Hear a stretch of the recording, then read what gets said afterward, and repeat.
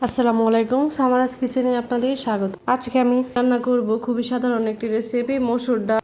এই সাধারণ মসুর ডালকে কিভাবে অসাধারণ মজাদার করে তোলা যায় এটাই দেখানোর চেষ্টা করছি। আমি হাফ কাপ পরিমাণ মসুর ডাল ভালো করে ধুয়ে নিয়েছি। 1 লিটার পরিমাণ পানি দিয়ে দিলাম। 1 টেবিল চামচ পরিমাণ পেঁয়াজ কুচি, পরিমাণ মতো লবণ, হাফ চা চামচ পরিমাণ হলুদ গুঁড়া, 2টা কাঁচামরিচ চিড়ে দিয়ে দিলাম। সবকিছু ভালো করে মিশিয়ে 10 মিনিটের জন্য ঢেকে দেব।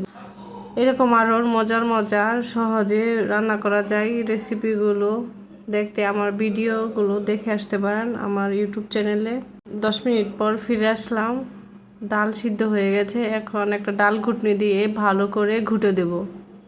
ডাল ঘুটানো শেষ হলে আবার 5 মিনিটের জন্য ঢেকে দেব। কথায় আছে ডালের মজা জালে, তাই ডাল যত জাল দেওয়া যায় ততই মজাদার হয়। এখন ডাল নামিয়ে নিব, বাগার দিব। বাগার দেওয়ার জন্য আরেকটি কড়াইয়ে তেল দিয়ে দিলাম। হাফ চা চামচ পাঁচফোড়ন দিয়ে দিলাম। 2 চা চামচ রসুন কুচি দিয়ে দিলাম। ভালো করে নাড়াচাড়া করে নেব। 3টা শুকনো মরিচ দিয়ে দিলাম। ভালো করে ভেজে নেব লাল লাল করে। ভাজা হয়ে গেছে। এখন দিয়ে দিব 2টা টমেটো কুচি। টমেটো এইভাবে আমি ফালি ফালি করে নিয়েছি। টমেটো ভালো করে কষানো হয়ে গেলে সিদ্ধ করা ডাল দিয়ে দিব। 3-4 মিনিটে রান্না করে সসপাতা দিয়ে নামিয়ে নিব। আমার তৈরি হয়ে গেছে মজাদার ডাল। বাসায় অবশ্যই আপনারা এইভাবে ট্রাই করবেন। আজকের মতো এখানে বিদায় নিচ্ছি। আসসালামু আলাইকুম।